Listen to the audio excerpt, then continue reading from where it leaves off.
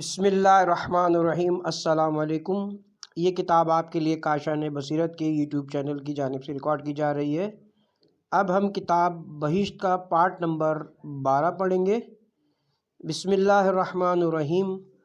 والحب ذو العصف والریحان فبأی آلاء ربکما تکذبان۔ گلاب کو آنکھوں اور منہ سے مس کرنا مستحب ہے۔ اس آیت کا خلاصہ یہ کہ اللہ تعالیٰ زمینی سے مختلف منافع اور فائدے بناتا ہے۔ درختوں کے کئی فائدے ہیں، جلانے کے کام آتے ہیں، ان کی لکڑی سے مختلف چیزیں بنائی جاتی ہیں، پھر یہ جو پھل دیتے ہیں ان کی الگ افادیت اور مزہ ہے۔ زمین ہی سے ترکاریاں پیدا کی ہیں، موسمی اعتبار سے ہر سبزی دسترخوان کی زینت بنتی ہے، پھر اسی زمین سے دالیں وغیرہ پیدا کی ہیں، ان کا بھی فائدہ ہے، اس سے انسانوں اور حیوانات کی خوراک بنتی ہے۔ اسی زمین سے پھول بنائے ہیں، ہزاروں قسمیں پھولوں کی دیکھنے میں آتی ہیں، ان میں خوشبو بھی ہے اور ادویات کے کام بھی آتی ہیں۔ انسانی عقل جتنی پرواز کر رہی ہے، اللہ تعالیٰ کی پیدا کی ہوئی چیزوں کی افادیت اس سے زیادہ بڑھتی جا رہی ہے۔ ریحان یعنی معطر گھاس اور پھول، یوں تو ہر پھول پیارا ہوتا ہے، لیکن جو بات گلاب میں ہے وہ کسی اور میں نہیں۔ احادیث میں کہ گلاب کو آنکھوں سے لگانا، ہونٹوں سے مس کرنا باعث ثواب ہے۔ خاص طور پر ماہ رمضان کی پہلی تاریخ کو جب آپ گھر سے باہر نکلے تو بہتر ہے اپنے چہرے پر عطر گلاب لگا کر آئیے، اور فقر و فاقہ اور ہر تکلیف کے لیے باعث امان ہے۔ بالخصوص اگر کوئی سرسام جیسی بیماری میں مبتلا ہو تو گلاب اس کے لیے بہت مفید ہے۔ گلاب طبی نقطۂ نظر سے حکیم قاضی عبدالمجتبیٰ لکھتے ہیں کہ گلاب ایک سدا بہار پھول ہے جو اپنی رنگت کے حوالے سے تمام ناظرین کے لیے جاذب نظر ہے۔ ویسے بھی گلاب کا حضرت انسان کے ساتھ چولی دامن کا ساتھ ہے، چنانچہ یہی وجہ ہے کہ حضرت انسان نے گلاب کے پھول کو مختلف صورتوں میں استعمال کیا ہے، مگر اس کے استعمال میں کمی واقع نہیں ہوئی، بلکہ اس کی افادیت میں روز بروز اضافہ ہوتا جا رہا ہے۔ گلاب کے پھول کو عربی میں ورد، فارسی میں گل سرخ، سندھی میں جرفل اور انگریزی میں روز کہتے ہیں۔ مارچ اپریل میں اس پھول پر بہار آتی ہے اور اہل نظر اس سے اپنی بستیاں آباد کر کے خاص نمائش کا اہتمام کرتے ہیں، جو شائقین کے لیے دلچسپی کا باعث ہوتا ہے۔ گلاب کی مشہور اقسام تو 4 ہیں، مثلاً سفید، سرخ، پیلا اور کالا، مگر سائنسی ترقی نے جہاں دیگر اصناف میں نئی راہیں تلاش کی ہیں، وہاں اس نے پھلوں اور پھولوں کی بھی بے شمار نئی اقسام ایجاد کر لی ہیں۔ اس لیے اب گلاب کی مکمل اقسام کا احاطہ کرنا ممکن نہیں، تاہم طبی اثرات کے لحاظ سے دیسی گلاب سب سے بڑھ کر ہے۔ دیسی گلاب لاہور اور چوہاں سیدان شاہ کے مقام پر بکثرت پایا جاتا ہے۔ یہ دنیا میں جو عطر اور پرفیوم کی سینکڑوں ہزاروں قسمیں موجود ہیں، یہ بہشت کے صرف ایک قطرے کے برابر نہیں ہے۔ جنت کی خوشبو میں جو کیف و مستی ہوگی اس کی دنیا میں نظیر ہی نہیں ہے۔ اس لیے جب بھی کوئی اچھی خوشبو سونگھے تو یہ دعا ضرور پڑھا کریں، بار الہ مجھے جنت کی خوشبو سے محروم نہ کرنا۔ جنت کی خوشبو کا کیا کہنا جو 500 سال کی مسافت پر محسوس کی جائے گی۔ حضرت امام جعفر صادق علیہ السلام کا ارشاد گرامی کہ 2000 سال کی مسافت تک بہشت کی خوشبو سونگھی جا سکے گی۔ قابل ذکر بات ہے کہ جنت میں بے شمار انواع و اقسام کی خوشبوئیں اور عطرات ہوں گے، وہاں پر بدبو اور گندگی کا تصور ہی نہیں ہوگا، ہر چیز صاف و شفاف، پاک پاکیزہ اور معطر ترین ہوگی۔ حضرت محمد صلی اللہ علیہ وسلم کی پیشانی کی خوشبو کا کیا کہنا۔ حضرت محمد صلی اللہ علیہ وسلم کے جسم اقدس اور آپ کی پیشانی مبارک سے بہنے والے پسینے کی خوشبو سے جنت کی خوشبوئیں بھی مقابلہ نہیں کر سکتیں۔ آپ جہاں سے بھی گزرتے تھے تو آپ سے ایسی عمدہ ترین خوشبو مہکتی تھی کہ دنیا میں اس کی کوئی نظیر نہیں ملتی۔ اس کے باوجود آپ عطریات کو بے حد پسند فرماتے تھے، خوشبودار پھولوں کو بھی اپنے پاس رکھتے تھے۔ جس روز حضرت فاطمۃ الزہرا سلام اللہ علیہ کا عقد تھا تو جناب ام سلمہ شیشی میں ایک عطر لائیں جس کی خوشبو نے پورے ماحول کو معطر کر دیا۔ تمام خواتین حیران رہ گئیں۔ جناب ام سلمہ سے پوچھا یہ کون سا عطر ہے اور آپ کہاں سے لائی ہیں؟ حضرت نے فرمایا حضرت محمد صلی اللہ علیہ وسلم کے پسینے کا ایک قطرہ ہے۔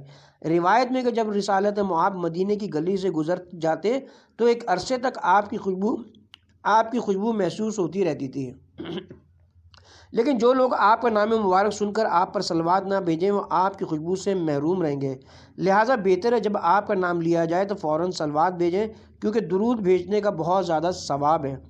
فَبِأَيِّ آلَاءِ رَبِّكُمَا تُكَذِّبَانِ۔ اس کی تکرار تمام انسانوں اور جنوں کے لیے مسلسل یاد دہانی کے طور پر ہے، اور متعدد نعمات میں سے ہر ایک کے ذکر کے بعد وہ فقرہ دہرایا گیا ہے تاکہ لوگوں کو خفتہ احساسات کو جگایا جا سکے اور اس کی خوابیدہ حالت صلاحیت کو بیدار کیا جا سکے، اور اسی بنا پر یہ تکرار فصاحت کے خلاف نہیں بلکہ عین فصاحت ہے۔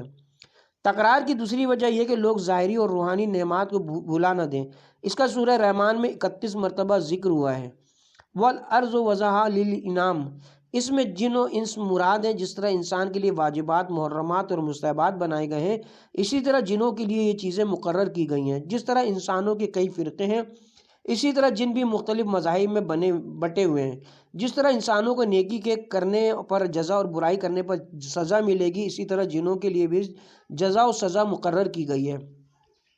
تفسیر القرآن میں لکھا ہے کہ اس سورہ میں 30 مقام پر فَبِأَيِّ آلَاءِ رَبِّكُمَا تُكَذِّبَانِ کا ذکر کیا گیا ہے۔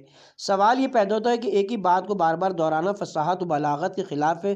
جواب یہ ہے کہ جس چیز کی اہمیت زیادہ ہوتی ہے اسے بار بار ذکر کیا جاتا ہے تاکہ بھول نہ جائیں۔ یہ تو مسلم ہے، انسان سہو نسان کا پتلا ہے۔ کسی امر کے ترک پر اس کا بڑا عذر یہ ہوتا ہے کہ میں چونکہ بھول گیا ہوں اس لیے بے قصور ہوں۔ لہٰذا اس مسئلے میں قدرت نے یہ التزام کیا ہے کہ انسان کے بھولنے کا عذر ختم ہو جائے۔ انسان پر جو قیامت میں عذاب ہوں گے اور جنت میں جو سامان میسر ہوگا، ان میں سے ہر ایک کا ذکر کرنے کے بعد یہ فرما دیا گیا کہ تم دونوں کہاں تک اپنے رب کی نعمتوں کو جھٹلاؤ گے۔ گویا بار بار شانہ جھنجھوڑ کر کہا جا رہا ہے کہ بھولنا مت، جھٹلاؤ گے تو کہاں تک، ایک دو نہیں، وہ تو بہت سی نعمتیں ہیں۔ جھٹلاتا ہے آدمی اس بات کو جو اس کے کان میں پڑ چکی ہو، پس ایک ایک کر کے اپنی نعمتیں تمہارے سامنے ذکر کر دی گئیں۔ ایسی صورت میں تم کہاں جھٹلاؤ گے؟ قیامت میں جب آؤ گے تو ان سب چیزوں کا سامنا ہوگا، خواہ بطور سزا تمہارے سامنے آئیں یا بطور جزا۔ اگر رسول کے بیان کرنے پر تم جھٹلائے ہو تو کیا تمہاری جھٹلانے سے ان کا وجود ختم ہو جائے گا؟ ہرگز نہیں، ہم نے بار بار تمہیں آگاہ کر دیا ہے، تمہارے جھٹلانے کا کوئی وزن نہ ہوگا۔ ان سب باتوں کا سامنا تو تمہیں کرنا ہی پڑے گا، کان کھول کر سن لو۔ نعمت کو ٹھکرانا کفران نعمت ہے۔ اعلیٰ کا معنی ہے نعمتیں۔ اس آیت میں جنوں اور انسانوں سے خطاب کر کے کہا گیا کہ تم اپنے رب کی کون کون سی نعمتوں کو جھٹلاؤ گے۔ ظاہری بات ہے کہ کوئی شخص بھی زمین، سورج، چاند، ستاروں اور دیگر مخلوقات اور کائنات کا انکار تو نہیں کرے گا، کیونکہ ہر ذی روح یا ہر موجود چیز اپنے سانے کی کمال صنعت کا منہ بولتا ثبوت ہوتی ہے۔ گندم، چاول، جو وغیرہ کا ہر دانہ، ہر درخت کی ٹہنی، ہر ٹہنی کا پتا اور ہر کلی، ہر پھول اس بات کی گواہی دیتا ہے کہ اس کو کسی نے پیدا کیا ہے۔ جب ہر شخص ان باتوں کو مانتا ہے پھر کفران نعمت کے کیا معنی؟ کفران نعمت یہ کہ اللہ تعالیٰ انسان کو تمام نعمتیں دیتا رہے اور وہ انسان ان نعمتوں پر خدا کا شکر نہ کرے اور یہ کہتا پھرے کہ میرے پاس تو کچھ بھی نہیں ہے، یا اللہ تعالیٰ نے مجھے دیا کیا ہے، یا وہ لوگ جو نعمت خدا بندی کا صحیح مصرف نہیں کرتے، یہ بھی ایک طرح کی نعمت خدا بندی کو ضائع کرنا ہے۔ تشریح: جو لوگ کفران نعمت کرتے ہیں وہ سب جہنمی ہیں۔ بتوں کو خدا کا شریک بنا کر لوگوں کو بہکاتے ہیں۔ ان لوگوں کو چند روز دنیا میں عیش کرنے کے بعد جہنم میں جھونک دیا جائے گا۔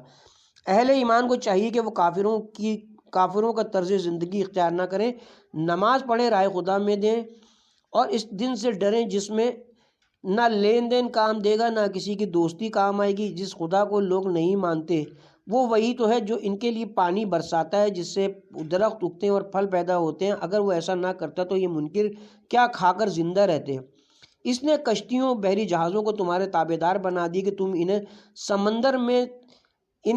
سمندروں میں، دریاؤں میں جدھر چاہو لے جاؤ، ساری زمین کی سیر کرو، تجارتی مال ان میں بھر کر لے جاؤ، ہر طرف اس نے نہریں بہا دی کہ ان کے پانی سے اپنے کھیت سینچو۔ اس پر بھی لوگ اس کا احسان نہیں مانتے اور اس کے احکام کی تعمیل نہیں کرتے۔ پھر ایسے لوگوں کا ٹھکانہ جہنم کے سوا اور کہاں ہو سکتا ہے؟ استفہام تقریری: اس آیہ مجیدہ میں استفہام تقریری ہے، یعنی لوگوں کو سمجھایا جا رہا ہے کہ وہ خدا کی نعمتوں کا انکار نہ کریں بلکہ جو بھی ذات احدیت کی طرف سے ملے اس پر صبر و شکر کریں۔ اللہ تعالیٰ چاہتا ہے کہ اس آیت میں منکرین سے اقرار لے اور اعتراف کرائے کہ بھلا تم میری کس کس نعمت کا انکار کرو گے۔ اس سورہ کی ابتدا میں زمین اور تمام موجودات، مختلف درختوں پھولوں پھلوں کا تذکرہ کر کے پوچھا گیا کہ اب بھی تم ان نعمتوں کا انکار کر سکو گے؟ لہٰذا آئیے دل اور خلوص نیت سے کہیں لا الہ الا اللہ وحدہ لا شریک لہ۔ اس اقرار کی بہت بڑی فضیلت ہے۔ علم و ایمان کے ساتھ پڑھا جانے والا کلمہ توحید بہت بڑی اہمیت کا حامل ہے۔ مومن کہلوانا آسان اور بننا مشکل ہے۔ زبان سے فقط کلمہ پڑھ لینا آسان ہے، لیکن دل کی گہرائیوں سے کلمہ پڑھنا یا نعرہ تکبیر بلند کرنا مشکل بات ہے۔ کافر ہر وقت دنیاوی لذتوں کے پیچھے سرگردہ رہتا ہے، جبکہ مومن اس عارضی اور فانی دنیا میں دنیا کے بجائے آخرت کو ترجیح دیتا ہے۔ تشریح: مومن ہونا یعنی اللہ اور رسول اور اہل بیت رسول کے دل سے تصدیق کرے کہ اللہ ایک ہے، اس کے سوا کوئی معبود نہیں، اور رسول اور اہل بیت رسول کو ہماری ہدایت کے لیے بھیجا گیا ہے۔ اگر صرف اللہ اور رسول پر ایمان لایا ہے تو وہ مسلمان کہلائے گا، مومن نہیں۔ لا الہ الا اللہ محمد رسول اللہ اسلامی کلمہ ہے، اور لا الہ الا اللہ محمد رسول اللہ علی ولی اللہ کہنا ایمانی کلمہ ہے۔ توجہ کے ساتھ پڑھے، اپنا خیال ادھر ادھر نہ لے جائے، یہ سمجھ کر مشغول نماز ہو کہ میں ایک جلیل القدر بادشاہ کے سامنے کھڑا ہوں جو ہر چیز کا مالک اور ہر شے پر قادر ہے، میں اسی کا ایک ناچیز بندہ ہوں۔ دوسری صفت یہ کہ اللہ نے جو رزق اپنے لطف و کرم سے دیا ہے، اس میں سے شرائط زکوٰۃ پیدا ہونے کے بعد مطابق نصاب زکوٰۃ مالی نکالے اور ان کو مستحقوں کو دے دے۔ تیسری صفت یہ کہ سوائے بیوی کے اپنے ستر کو نہ کھولے، یعنی پاک دامن رہے۔ مومن کی ایک صفت یہ بھی ہے کہ اگر اس کے پاس کوئی شے امانت رکھی جائے، مومن کی ہو یا کافر کی، تو اس میں خیانت نہ کرے، یعنی اس میں کوئی تصرف اپنے لیے نہ کرے، اور وہ امانت عند الطلب بدستور امانت رکھنے والے کے سپرد کر دے۔ اسی طرح جو وعدہ کیا ہے اس کا پوری طرح خیال رکھے اور اس کو حتی الامکان بر وقت پورا کرے۔ ٹال مٹول کو روا نہ رکھے، بغیر کسی معقول وجہ کے نقض عہد پر برآمدہ نہ ہو۔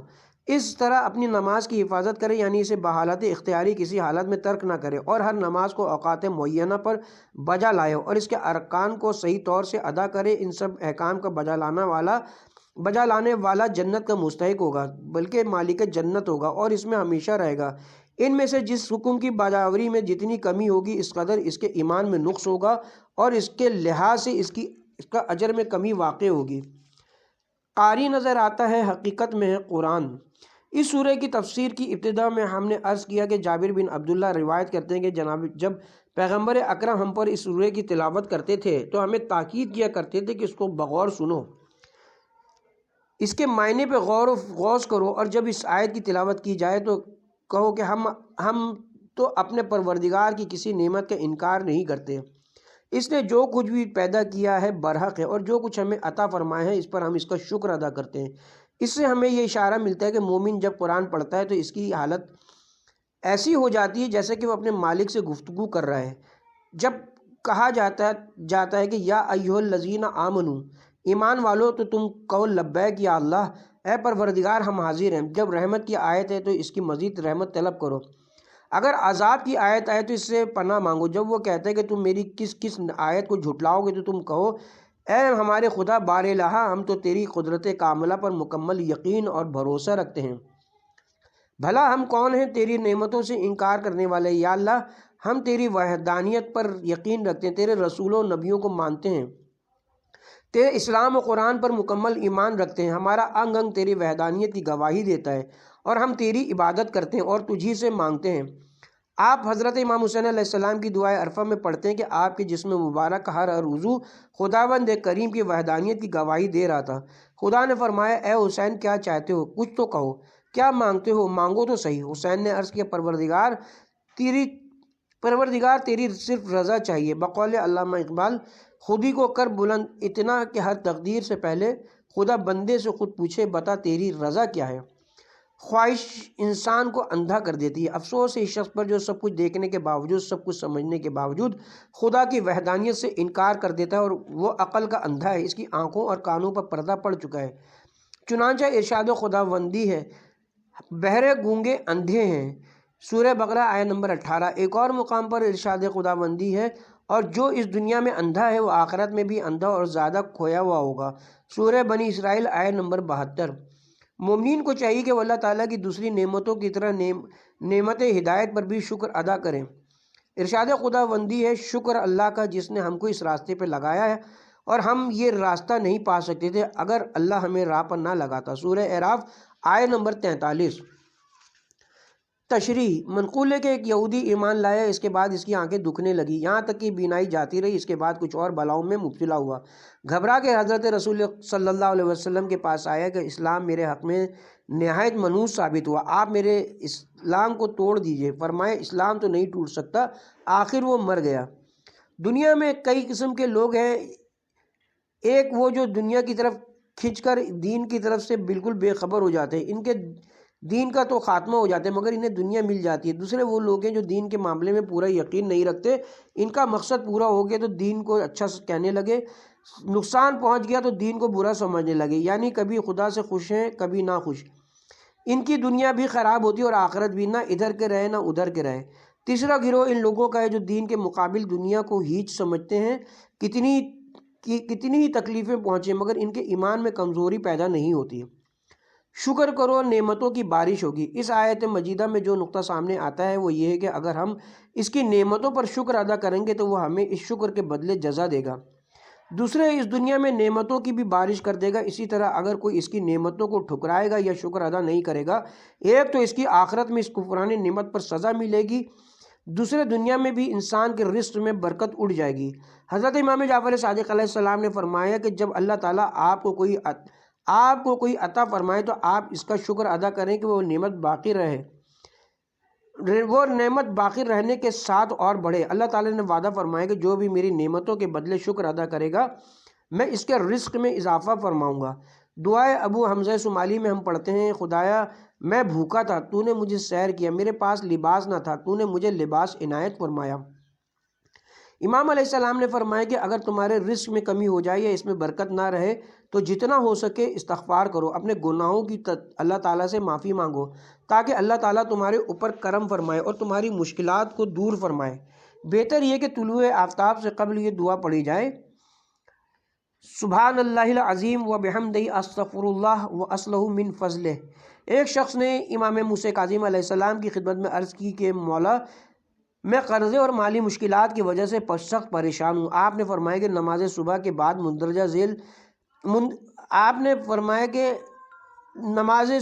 بعد مندرجہ بالا دعا پڑھا کرو۔ دوسری روایت میں ہے کہ 100 مرتبہ پڑھنا چاہیے۔ امام جعفر صادق علیہ السلام کا تیسرا فرمان یہ کہ اگر کوئی شخص پریشان ہو غمگین ہو تو اسے چاہیے کہ لا حول ولا قوت الا باللہ العلی العظیم کثرت سے پڑھا کریں۔ لہٰذا اللہ تعالیٰ سے دعا کریں، اس سے پناہ مانگیں، اسی کی بابرکت ذات پر بھروسہ رکھیں، انشاءاللہ وہی آپ کی تمام ضرورتوں کو پورا فرمائے گا۔ دشمن کے شر، شیطان کے شر اور حاسدوں کے شر سے خاص طور پر پناہ مانگنی چاہیے۔ لا حول کا معنی ہے کہ کوئی طاقت قدرت نہیں ہے سوائے اللہ تعالیٰ کی قدرت کاملہ کے۔ تشریح: شکر سے مراد یہ کہ جو نعمتیں ہم نے تم کو دی ہیں اگر ان کا صحیح استعمال کرو گے اور ہماری فرما برداری اختیار کرو گے تو ہم ان میں اضافہ کریں گے اور کفران نعمت کی صورت میں ان کو روک دیں گے۔ خدا کو تمہاری پرواہ کیا ہے؟ اگر تم اور زمین کے سارے باشندے بھی کفران نعمت کرنے پر اتر آئیں، خدا کو کیا پرواہ؟ اس کی ذات بے نیاز ہے، تمہاری شکر گزاری کی اسے ذرا برابر احتیاج نہیں۔ تمہارا ہی فائدہ کہ کیا تمہیں ان لوگوں کا حال معلوم نہیں جنہوں نے کفران نعمت کیا اور ہماری نافرمانی پر کمر باندھی تو ان کا کیا حشر ہوا؟ کیسے سخت عذاب میں مبتلا ہوئی قوم نوح، قوم عاد اور سمود کے حالات پر نظر ڈالو، ان کے قصے پڑھو۔ قرآن مجید میں ہم نے ان کے حالات بیان کر دیے ہیں، ان سے سبق حاصل کرو۔ ہم نے ان کی ہدایت کے لیے رسولوں کو بھیجا، ان کی صداقت کے لیے ان کو معجزات دیے مگر انہوں نے ان کی بات کان لگا کر نہ سنی اور ان کی ہدایت کے حصول سے انکار کر دیا۔ پھر اس کا نتیجہ کیا ہوا؟ مختلف عذابوں میں مبتلا ہوئے، دنیا میں ان کا نام و نشان نہ رہا۔ اگر تم ان کے واقعات سے سبق حاصل نہ کرو تو تم سے زیادہ بے وقوف کون ہے؟ تم اپنی نافرمانی سے ہمارا کچھ نہیں بگاڑ سکتے، جو مصیبت آئے گی تم پر ہی آئے گی۔ خدا نے کفار و مشرکین کو سمجھانے میں کوئی دقیقہ اٹھا نہیں رکھا مگر وہ ایسے چکنے گھڑے بنے کہ کسی بات کا اثر ہی نہ لیا۔ اس کی کئی وجوہات تھیں۔ نمبر 1 وہ اپنے آباء و اجداد کے دین کو ترک کرنے میں اپنی بے عزتی سمجھتے تھے۔ نمبر 2 رسولوں کو وہ اپنے ہی جیسا آدمی سمجھتے تھے، لہٰذا اپنے اوپر ان کی فوقیت تسلیم کرنے پر تیار نہ تھے۔ نمبر 3 وہ ان کو اپنے دعوی نبوت میں جھوٹا سمجھتے تھے۔ نمبر 4 عذاب سے ڈرانے کو وہ صرف دھمکی سمجھتے تھے۔ نمبر 5 گزشتہ قوموں کے عذاب کے قصے بھی جھوٹے جانتے تھے۔ محمد و علی دو بے نظیر نعمتیں۔ تفسیر برہان میں فَبِأَيِّ آلَاءِ رَبِّكُمَا تُكَذِّبَانِ کی تفسیر کے ضمن میں امام جعفر صادق علیہ السلام کا ارشاد گرامی ہے کہ محمد و علی سب سے بڑی نعمتیں ہیں، بھلا تم کن کن نعمتوں کو جھٹلاؤ گے؟ یہ دونوں بزرگ اور ان کی آل پاک مخلوقات پر اللہ کی حجت ہیں۔ آپ محب اہل بیت ہیں، آپ کو تو کہنا چاہیے کہ ہم اللہ تعالیٰ کی ہر نعمت کا شکر ادا کرتے ہیں کہ تمام تعریفیں اللہ کے لیے کہ اس نے ہمیں حضرت محمد مصطفیٰ کا امتی بنایا۔ لیکن افسوس ہے اس کی قوم پر جنہوں نے کربلا کے میدان میں آل محمد پر بے پناہ مظالم ڈھائیں، ایسے مظالم کے جن کو سن کر ہر شخص کا کلیجہ منہ کو آتا ہے۔ جن ظالموں نے امام حسین علیہ السلام کو شہید کیا ہے، کیا قیامت کے روز ان کے نانا سے شفاعت کی امید کر سکیں گے؟ علی رسول کی رسالت کے سب سے بڑے گواہ۔ سورہ ہود کی آیت نمبر 18 سے معلوم ہوتا ہے کہ مقدم رسول ہیں اور ثانی علی، جو قدم بہ قدم ان کے پیچھے چل رہے تھے، یعنی مقدم و ثانی کے درمیان کوئی فصل نہ تھی۔ یہ دلیل ہے اس امر کی کہ علی رسول کے خلیفہ بلا فصل ہے اور ان کا عمل رسول جیسا عمل ہے۔ منہو سے یہ امر منکشف ہوا کہ وہ ان کا جز ہونے کی وجہ سے ان کی رسالت کے عین گواہ ہیں، باقی اور گواہ سماعی ہیں، یعنی رسول نے ان سے کہا کہ میں رسول ہوں، لوگوں نے اس کی تصدیق کی، رسول کو رسول بنتے نہیں دیکھا۔ علی علیہ السلام کے متعلق رسول نے فرمایا انا و علی من نور واحد، میں اور علی ایک نور سے ہیں۔ خلقت آدم سے 9000 سال پہلے جب حضور کو نبی بنایا گیا تو اس وقت اس نبوت کا عینی گواہ حضرت علی علیہ السلام کے سوا کون ہو سکتا ہے؟ عینی اور سماعی گواہ میں یہ فرق ہوتا ہے کہ سماعی گواہ کے دل میں چھوٹا یا بڑا شک کسی وقت پیدا ہو سکتا ہے، برخلاف عینی گواہ کے کہ وہ طرفۃ العین کے لیے بھی کبھی توحید اور رسالت میں شک نہیں کر سکتا۔ رسول نے فرمایا علی منی و انا منہ، علی مجھ سے ہے اور میں علی سے ہوں، یعنی ہم دونوں کے درمیان کوئی فرق نہیں، جو بات میری ہے وہی علی کی ہے، جو کام میرا ہے وہی علی کا کام ہے، میں نبی ہوں وہ میرا وصی ہے۔ اسی طرح قرآن میں اور علی میں فرق نہیں، علی قرآن کے ساتھ ہے، علی قرآن کے ساتھ ہیں اور قرآن علی کے ساتھ ہے، یعنی علی کا کوئی عمل قرآن سے الگ نہیں، قرآن کی تصدیق علی علیہ السلام کرتے ہیں اور علی کے ہر عمل کی تصدیق کرتا ہوا قرآن نازل ہوتا ہے۔ چونکہ عالم نور میں حضرت علی علیہ السلام حضرت کی رسالت کے سب سے پہلے گواہ تھے، لہٰذا دنیا میں اعلان رسالت کے بعد بھی سب سے پہلے گواہ حضرت علی علیہ السلام ہی ہوئے۔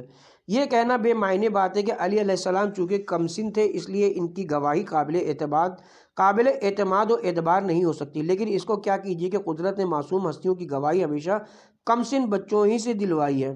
جیسے حضرت عیسیٰ علیہ السلام نے آغوش مادر میں مریم کی عصمت کی گواہی دی، حضرت یوسف کی عصمت کی گواہی ایک بچے نے دی جو خانہ زلیخا میں گہوارے کے اندر تھا۔ حضرت مباہلے کے لیے نکلے تو سب سے آگے معصوم بچوں ہی کو رکھا، اگر ان کی گواہی مقبول بارگاہ عزتی ہے تو علی کی گواہی کیوں قابل قبول نہیں ہوگی؟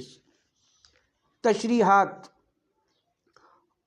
والارض وضعها للانام فيها فاكهة والنخل ذات الاكمام والحب ذو العصف والریحان فبأي آلاء ربكما تكذبان، اور زمین کو اس نے لوگوں کے لیے بنایا ہے جس میں میوے بھی ہیں اور تھیلی دار کھجور کے درخت بھی، اور بھوسے والا دانہ اور خوشبودار پھول ہیں، کہ پھر تم دونوں اپنے پروردگار کی کون کون سی نعمتوں کو جھٹلاؤ گے؟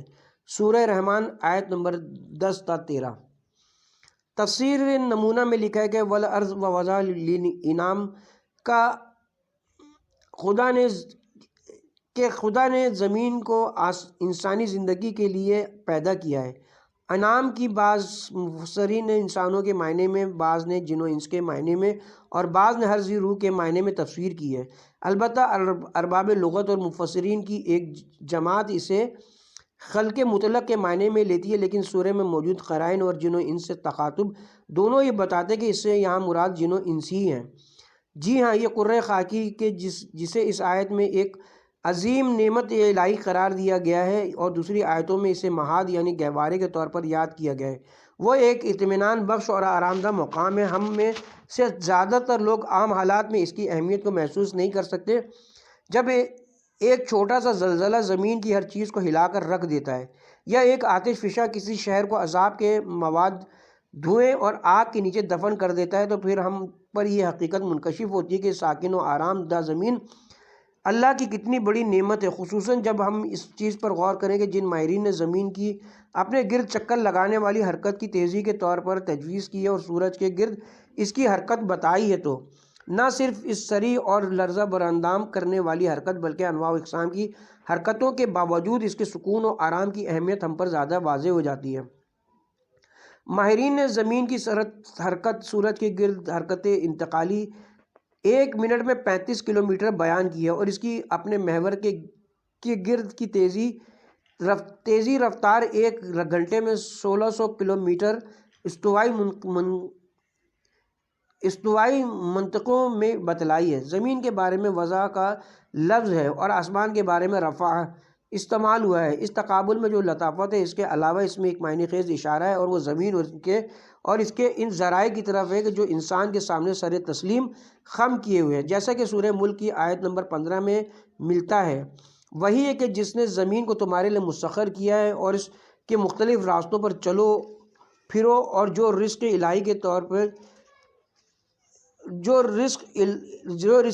کے طور پر اس میں پیدا ہوا ہے، اس سے فائدہ اٹھاؤ۔ اس طرح پروردگار اس سلسلے کی 8ویں نعمت کو معین فرماتے ہیں۔ اس کے بعد کی آیت میں 9ویں اور 10ویں ان نعمتوں کی طرف جو انسان کے مواد غذائی کے ایک حصے کو تشکیل دیتی ہیں اشارہ کرتے ہوئے فرماتا ہے، زمین میں پھل اور شگوفوں سے پر نخلستان ہے، فاکہۃ ہر قسم کے پھل کے لیے استعمال ہوتا ہے، جیسا کہ راغب نے مفردات میں کہا ہے، اور یہ جو بعض نے اسے خرما اور رطب کے علاوہ تمام پھلوں کے معنی میں لیا ہے، اس کی سوائے اس کے کوئی دلیل نہیں ہے کہ نخل علیحدہ شکل میں آیت میں موجود ہے، جبکہ ممکن ہے یہ تکرار ہو اور اس اہمیت کی بنا پر ہو کہ جو کھجور کو حاصل ہے۔ سورہ نحل کی آیت نمبر 11 اور سورہ مریم کی آیت نمبر 25 کے ذیل میں ہم نے ایک تفصیلی بحث خرمے کے مواد غذائی کے حیات بخش فوائد کے بارے میں کی ہے۔ اکمال جمع کم بروزن جن کی ہے، یہ اس غلاف کو کہتے ہیں جو پھل کو چھپاتا ہے، اور کم بروزن قم اس آستین کے معنی میں جو ہاتھ کو چھپاتی ہے، اور کما بروزن فبا شب کلا ہے، رات کو پہننے والی ٹوپی جو سر کو ڈھانپتی ہے۔ کھجور کے درخت کے بارے میں اس صفت کا انتخاب کے شروع میں وہ غلاف میں پنہاں ہوتا ہے، اس کے بعد غلاف کو چیر کر خوشہ نخل کو ایک پرکشش انداز میں باہر نکالتا ہے۔ ممکن ہے کہ اس کی حیران کر دینے والی خوبصورتی کی بنا پر یا ان منفتوں کے باعث ہو کہ جو اس غلاف میں پوشیدہ ہیں اور جو اس مخصوص مادے کے نچوڑ کا حامل ہے، یہ غذا کے طور پر بھی کام آتا ہے اور دوا کے طور پر بھی۔ ان سب سے قطع نظر یہ غلاف شکم مادر کی طرح ہے جو کھجور کے بچوں کو ایک مدت تک اپنے اندر پرورش کرتا ہے اور آفات سے ان کی حفاظت کرتا ہے، اور جس وقت وہ ہوا اور روشنی کے مقابلے کے قابل ہو جاتے ہیں تو پھر غلاف ایک طرف ہٹ جاتا ہے۔ ان سب کے علاوہ اس درخت کی ایک خاص وضع اور کیفیت ہے کہ پہلے یہ غلاف میں ہوتا ہے، پھر خوشے کی شکل میں باہر آتا ہے۔ یہ کیفیت اس پھل کے توڑنے اور چننے کو آسان کر دیتی ہے، اور اگر اس طرح ہوتا کہ کھجور کے درخت کے طویل القامت ہونے کے باوجود اس کے پھل سیب کے درخت کے پھلوں کی طرح مختلف اطراف میں بکھرے ہوئے ہوتے تو ان کا توڑنا اور چننا بہت مشکل ہوتا۔ آخر میں اپنی 11ویں اور 12ویں نعمت کے بارے میں یوں گفتگو فرماتا ہے، اور زمین میں دانے میں ڈنٹھل اور پتوں کے ہمراہ جو کاہ کی شکل میں نکلتے ہیں، اسی طرح خوشبودار گیا و نباتات والحب ذوالعصف والریحان غذائی دانے انسانوں کی خوراک ہیں، اور ان کے خشک و تر پتے ان حیوانوں کی خوراک ہیں کہ جو انسان کی خدمت پر مامور ہیں، جن کے دودھ، گوشت، کھال اور اون سے انسان فائدہ اٹھاتا ہے۔ تو اس طرح کوئی چیز بھی بیکار اور پھینک دینے کے قابل نہیں ہے۔ دوسری طرف خوشبو گیا اور پھولوں کو بھی زمین سے پیدا کیا ہے کہ جو مشام جاں کو معطر کرتے ہیں اور روح کو سکون و نشاط و آرام و خوشی عطا کرتے ہیں، اور اس طرح اس نے انسان پر اپنی نعمتیں تمام کی ہیں۔ حب ہر قسم کے دانے کو کہتے ہیں اسف بر وزن اسب، پتوں اور گھاس کے ان اجزاء کے معنی میں کہ جو گھاس سے الگ ہوتے ہیں اور کبھی کبھی ہواؤں کی وجہ سے ہر طرف بکھر جاتے ہیں۔ ہب کٹی ہوئی گھاس کو بھی کہتے ہیں۔ ریحان کے بہت سے معنی ہیں، اس کے معنی خوشبودار گھاس اور نباتات کے بھی ہیں۔ ہر قسم کی روزی کو بھی ریحان کہتے ہیں، لیکن اس جگہ پہلے معنی ہی مناسب ہیں۔ ان مادی اور معنوی مختلف قسم کی نعمتوں کے ذکر کے بعد آخری آیت میں جن و انس کو مخاطب کرتے ہوئے کہتا ہے، تم اپنے پروردگار کی کس کس نعمت کی تکذیب کرو گے؟ وہ نعمتیں جن میں سے ایک دوسرے سے گرانبہا اور قیمتی ہیں، اور وہ نعمتیں کہ جنہوں نے تمہاری ساری زندگی کا احاطہ کر رکھا ہے، ان میں سے ہر ایک تمہارے پروردگار کی قدرت و لطف و کرم اور مہربانی کی نشانی ہے۔ کس طرح ممکن ہے کہ تو اس کی تکذیب کرو؟ یہ استفہام تقریری ہے جسے اقرار لینے کے بعد زبان پر لاتے ہیں۔ ایک روایت جسے سورہ کی ابتدا میں ہم نے پیش کیا ہے، اس میں حکم دیا گیا ہے کہ اس جملے کے بعد ہم عرض کریں گے، پروردگار ہم تیری نعمتوں میں سے کسی کی تکذیب نہیں کرتے۔ گزشتہ آیتوں میں گفتگو اگرچہ انسانوں کے بارے میں ہوئی تھی اور گروہ جن کے بارے میں بالکل نہیں تھی، بلکہ بعد والی آیت بتاتی کہ کما کی ضمیر میں یہ دونوں گروہ مخاطب ہے۔ بہرحال خدا اس جملے کے ساتھ جن و انس دونوں گروہوں سے مطالبہ کرتا ہے کہ وہ ان مسائل کے بارے میں غور کریں اور اس کے بعد بغیر اس کے کسی دوسرے کی تعلیم کی ضرورت ہو اپنی عقل سے یہ سوال کریں کہ کیا خدا کی ان نعمتوں میں سے کوئی نعمت قابل انکار ہے، اور اگر نہیں تو پھر اپنے ولی نعمت کو وہ کیوں نہیں پہنچائیں، اور شکر منعم حقیقی کو کیوں نہ اس کی معرفت کا وسیلہ قرار دیں، اور اس کے آستان اقدس پر سر تسلیم کیوں نہ خم کریں۔ ای کی تعبیر اسی طرح اشارہ ہے کہ ان نعمتوں میں سے ہر ایک پروردگار کے مقام ربوبیت کی اور اس کے لطف و کرم کی دلیل چی جائے کہ ان کا مجموعہ۔ چند نکات۔ نعمتوں کی شناخت خدا کی معرفت کا زینہ ہے۔ مذکورہ بالا نعمتوں قرآن، خلقت انسان، تعلیم بیان، زمانے کا منظم حساب، مختلف درخت اور گھاس کی پیدائش، آسمانوں کی تخلیق، قوانین کی حاکمیت، زمین کی خلقت، اس کی خصوصیات کے ساتھ پھلوں کی تخلیق، کھجور کی خلقت، حیوانات کی خلقت، خوشبودار گھاس اور پھولوں کی تخلیق کے بارے میں تھوڑا سا غور و غوض، خصوصیات اور اسرار کے ساتھ جو ان میں سے ہر ایک میں چھپے ہوئے ہیں، اس بات کے لیے کافی کہ وہ انسان میں احساس شکر گزاری پیدا کرے اور انہیں نعمتوں کے سر چشمے کی معرفت کرائے۔ اس بنا پر خداوند کریم اپنے بندوں سے ان نعمتوں کے بیان کے بعد ایک لطف و کرم کا اقرار لیتا ہے، اور اس جملے کی آنے والی آیتوں میں بھی دوسری نعمتوں کے ذکر کے بعد تکرار کرتا ہے۔ اس جملے کو اس نے 31 بار دہرایا ہے۔ یہ تکرار فصاحت کو مجروح نہیں کرتی، بلکہ جو فصاحت کا ایک انداز ہے، یہ بالکل اسی طرح ہے جیسے کوئی باپ اپنے فرائض سے غافل بیٹے کو مخاطب کر کے کہے، تو بھول گیا کہ ایک چھوٹا سا کمزور بچہ تھا، تیری پرورش کے لیے میں نے کیسے خون جگر پیے ہیں۔ کیا تو بھول گیا کہ جب تو بیمار تھا تو میں نے بہترین ڈاکٹر اور حکیم تیرے علاج کے لیے مہیا کیے، اور تیرے علاج کے لیے میں نے کون سی زحمتیں نہیں اٹھائی ہیں؟ کیا تو بھول گیا کہ یہ سب تو نے منزل شباب میں قدم رکھا اور تجھے بیوی کی ضرورت ہوئی تو تیرے لیے میں نے نیک سیرت اور اچھی بیوی کو منتخب کیا؟ کیا تو یہ بھول گیا ہے کہ جب تو مکان زندگی اور وسائل زندگی کی احتیاج رکھتے تھے تو میں نے یہ تمام چیزیں تیرے لیے فراہم کی، تو پھر یہ سرکشی اور نافرمانی، بے مروتی اور بے وفائی کس لیے ہے؟ خداوند کریم بھی اپنی انواع و اقسام کی نعمتیں اپنے ان غفلت شعار بندوں کو یاد دلاتا ہے، اور ان نعمتوں کے ہر حصے کے ذکر کے بعد بھی ان سے سوال کرتا ہے کہ ان میں سے کن کن نعمتوں کا تم انکار کرتے ہو؟ پس یہ نافرمانی اور سرکشی کس بنا پر ہے، جبکہ میری اطاعت بھی خود تمہاری تدریجی ارتقاء اور ترقی کی ضمانت ہے، اور تمہارے پروردگار کو اس سے کوئی فائدہ نہیں ہے۔